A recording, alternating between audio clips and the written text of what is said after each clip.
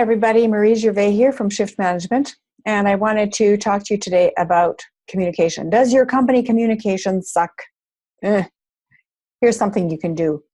I'm going to use the metaphor of balls to explain communication. 3 different balls. And the first one is communication is between 2 people. So one person is the sender, the other person is the receiver. And so if you are the sender and you want somebody to understand something, you don't just throw it and turn around and walk away. You have to make sure the other person received the information. Then they need to respond back to you to let you know that they have received it, and they may have some other comments. And so when it goes back and forth like that, you actually have communication. If you haven't had sending and receiving happening a few times, you haven't had communication yet.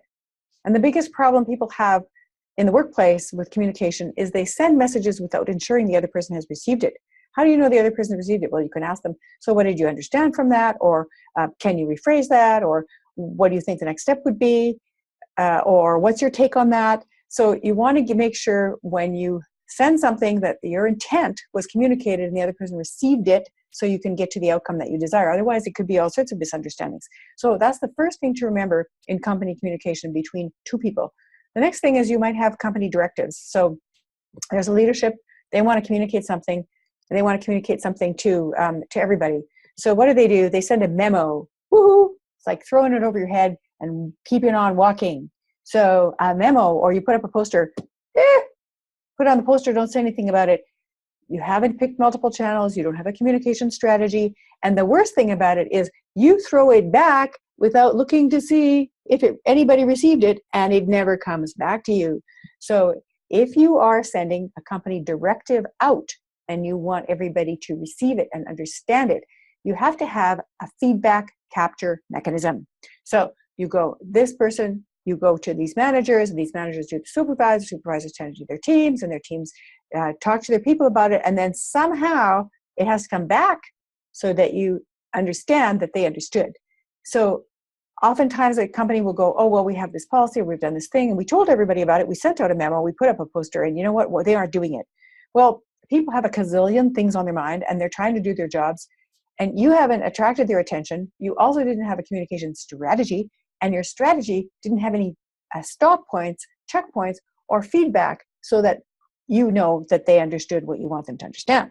So that's the second one. So first one, remember, between 2 people, sender, receiver. And then company directive, there must be feedback capture mechanism, and that feedback comes back eventually in some way that you can receive it so you know what message went out there. Third problem people have in their companies with communication is teams working in silos. One team, so marketing does, woohoo, we're doing this, right? And then production goes, woohoo, we're doing this. And then the office administration does this. And then the people that are on site do this, right? Everyone's playing with their own ball in their own court. But the thing is, they're actually in one company. So they're in the same game, and they may be different teams, but you can't play a game if each team is playing within itself, right? The teams have to play together. And in fact, there's really only one ball, and everybody's playing with the same ball, which is whatever that directive is that you guys are working towards. So the way to solve that is to bring a couple of departments together, right, in a room, maybe quarterly or monthly when you first start this out. Bring them together and have one department, say sales, say, this is what we need to do, this is our job, this is what we do, and for this project, this is what we've had to do, and these are the frustrations we've had. And then production goes, whoa, we never knew. Oh, you guys have a tough job. That's something like we just thought, you're like having enough fine old time drinking lattes up there. We didn't realize how many problems you have. So then production does the same thing. They go, this is what we do. And these are all the problems we have. And we get this thing from marketing. And this is how it throws all these monkey wrenches in our lives. And then marketing goes, whoa, we never knew. Crazy. This is something we should adjust the way that we're doing stuff, right? So then marketing and production start to have a better understanding what the other person is doing. And then production says, we really need this. And that would be so helpful for us. And then marketing goes, sure. And then marketing goes, we really need this. This would be really helpful. And production goes, yeah, we can do that. And they start communicating better.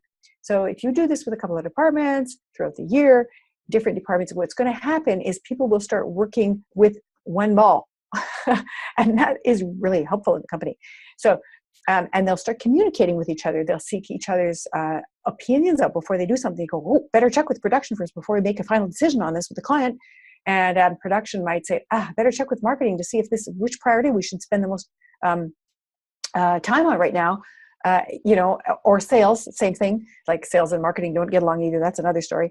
So it's like, what happens is when people understand what the other people's jobs are, they are much more likely to be able to communicate effectively and respond in ways that will help get the job done.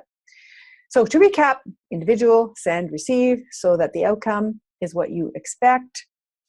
Company message, don't just throw it over your head with a memo. Make sure that you have an actual mechanism and that there's feedback, so the feedback loop gets closed. And between the different departments, you want to make sure that they get to know each other, understand each other's jobs, so they can collaborate better. And pretty soon everybody's playing with the same ball, the same game, but different teams, which is so much more fun. So I'm glad you could join me. And do remember to go to the Facebook Savvy Supervisors group and join, because we really need people on this Savvy Supervisors Facebook, and so that we can all learn from each other. And we even have a challenge right now, and the challenge is 5 days to better communication with your boss. And we're hoping to have 100 people on that challenge by February 6th, and you could really help us to spread the word. So remember, go to Facebook, type in Savvy Supervisors, join the group, and then join our challenge. You get an awesome mug out of it, and then you also get a bunch of really useful checklists and a free mini course with 5 easy actions you can do one a day, which will improve your communication with your boss, and it's just all good. So, hey, don't wait. Do it now. Savvy Supervisors. Talk to you soon. Marie Gervais signing off.